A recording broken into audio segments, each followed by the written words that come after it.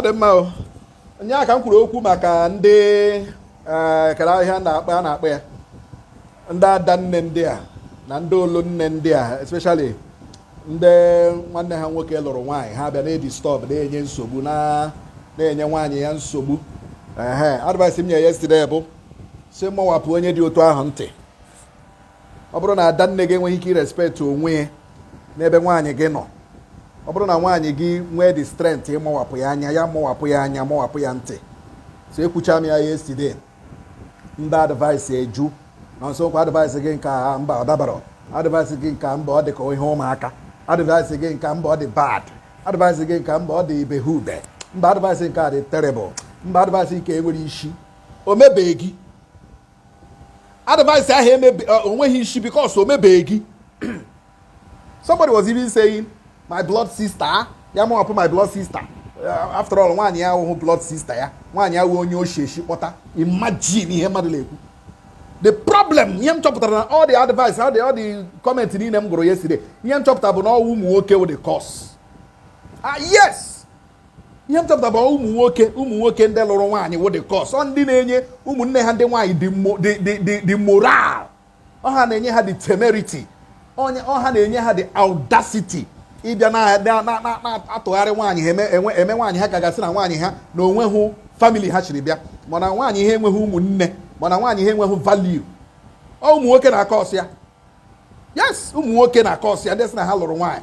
Nwaanyị ga-aghọ gị second class citizen, nwaanyị ga-aghọ gị third class citizen. Let me tell you as a man, your wife is the first class citizen of that family. Ụmụnne gị comes second. Ụmụnne gị comes second. That woman onye ga-ereziri gị ụmụaka, mụọra gị ụmụaka ahụ ị ga-eji epụta echi gị isi amụrụ m ụmụ, enwere m ndị nwoke, enwere m ndị nwaanyị. They are your children, they are your this, they are your blood. Ọkwa nwaanyị ahụ isi shi outside bịa wukwu onye ga-enyekwe gị blood. Yes, ọkwa ga-enyekwe gị ụmụ gị ga-awụ your blood children, your blood son, your blood daughter, your blood this, your blood that. Ọkwa nwaanyị ahụ isi na oshi outside bịa o. You know? A na-ekwu ka ị na-akọ gwa ya eji amawapụ ya ntị, advice ahụ adịghị mma. Taa amawapụ ya ntị. If you have the strength to marie ya ntị. Let me tell you, you don't pet words. There are things you don't pet in the family. There are things if you allow it, you are a tradition of the family. Or the very wrong. Kedu otu nwanne gị nwaanyị ga-esi na be di bịa na-atụ ọda ihe ga-eme n'ụlọ gị as a man ewu.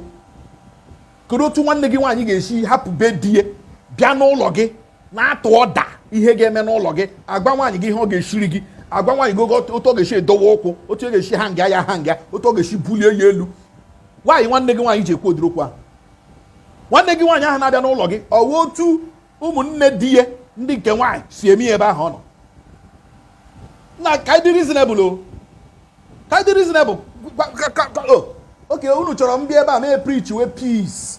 Masị yes. Eziokwu ya pịa gị aka ntị shi ya anti-sorry, ya gbalie gị elu gị shi anti-sorry, ya maa gị ụra gị shi ya anti-sorry, na abakashara gị ahụ gị shi akpọ gị ashawo gị shi anti-sorry, ya akpọ gị akwụna gị shi anti-sorry, ya akọwa gị ọnụ anụ ọhịa gold digger because na nwanne m nwoke lụrụ gị Ishi from poor family. Unu amadị ihe ndị ụmụnne ndị nwaanyị ndị a ụmụ nwoke ndị a lụrụ na-agwa the woman ha alụtara n'ụlọ ha. Unu amadị o mebeghị gị. Most of them comment na most of them which are single men. Most of them alụbeghị nwaanyị. Most of them they don't love the woman. Maybe alụrụ ya because o nwere ukwu, ma alụrụ ya because o nwere ara, ma ọ just chọọ ka the woman mara mma ka ọ mụọra ha ụmụ mara mma. Simple. There is no love. If you are a man here, you are telling me that na nwaanyị kpọbatara ele lụrụ alụ na ọwa another person, ọwa a stranger, na ụmụnne gị wụ blood gị. So your woman is no longer your blood. If you are telling me that thing, then one day something is wrong with your mentality. Oh, because namshi mawapuyanti, that is your problem. I'm telling you. Why your sisters to stop disturbing your wife. Tell them to stop disturbing your wife. Your wife is your wife. That house, she is the first lady of that house. They cannot come to that house. But that woman, that house. That house who will not oil first lady. Oil first lady. As a man, they should sit in the parlor nwaanyị gị baje kunyere ha nri, nwaanyị gị baje shie nri nye ha, nwaanyị gị baje wetere ha mmiri, nwaanyị they don't have the right ịba na kitchen nwaanyị gị for any reason. They don't have that right. Onwe ebe nwere that right, ma n'elu ma n'ala, they don't have that right. Look at ụmụ nwoke ndị ahụ. Onye otu unu sha alụgbu ụmụ nwaanyị mmadụ, kpọrọ nwa mmadụ gị mee ya agha mee ya yeye. Nwa mmadụ ka ị kpọrọ gị na-treat ya ka second class. Ụmụnne gị deke nwaanyị bịa ha nwere upper hand. Ụmụnne gị deke nwaanyị bịa they do anyhow and they get away with it. Gị na-asọ after all ụmụnne m all my blood sisters. Blood gbawakwa gị isi ebe a. So that woman ijere kpọta from another man's house is not your blood wife, abi? That is why unu ji alụgbu nwaanyị. That is why unu ji alụgbu ụmụ nwaanyị. Unu nwaanyị dị oke unu lụta ya, unu alụjasa ya. Under 4 months, 5 years, 10 years, unu alụjasa nwaanyị adịghị agha n'anya because of ihe ezinụlọ gị na-eme the woman. Ị ga-amụkwa nwa echi. Ị mụọ nwaanyị echi, ndị ihe ahụ emere nwa a ga-emekwa ya nwa gị. Ama m na-aghọta. A na-akọ you want peace. Ị mara how many times that woman rịọrọra si bikonu ka e nwee peace. Lekwe ihe megie. Ị mara how many times the man si na ọwụ di ya na si get away. Ihe ọbụla nwanne m nwaanyị gwara gị mee gị mee. Ihe ọbụla dada nne m gwara gị mee gị mee. Ihe ọbụla olu nne m gwara gị mee gị mee. For what? For what exactly? As in for what exactly? Oh. Na asị m mawapụ ya ntị all the problem. Nne ihe aka odo kụjasa ya isi kụpịa ya ị na-lekwe nda because o mebeghị gị or you are a bad man. You are a bad man. Ọ bụrụ na nwaanyị gị na-akpa agwa dị ọjọọ kpọla ya. When they say what if the woman is a bad character? What if the woman has a bad attitude? Nwaanyị mkpawa agwa ọjọọ ma kpọla ya. Mụ na gị enweghị time ịbịa shọtọ bịa ma na-manage. I don't manage woman. Inwe agwa ọjọọ you go.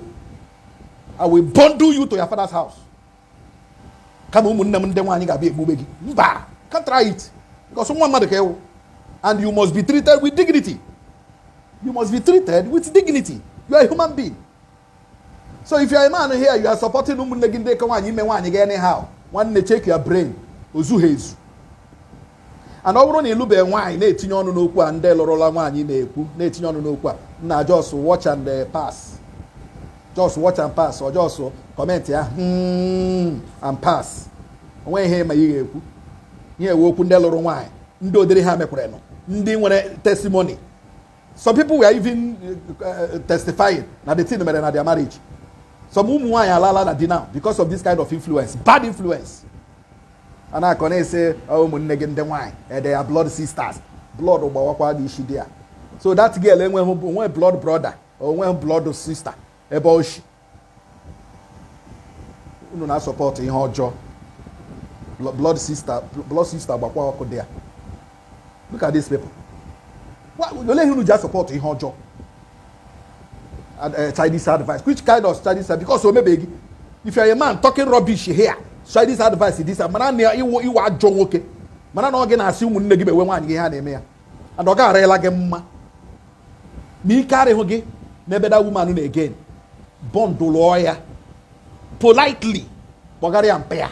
Kpọlaa ya n'ụlọ mpe ya, o nwere ụlọ. Kpọlaa ya n'ụlọ mme, o nwere nne, o nwere nna, o nwere ụmụnne. Send her home instead of ime ala ụmụnne gị ndị nwaanyị ka ha na-arọbishie. Ọ dị very wrong. Very, very wrong.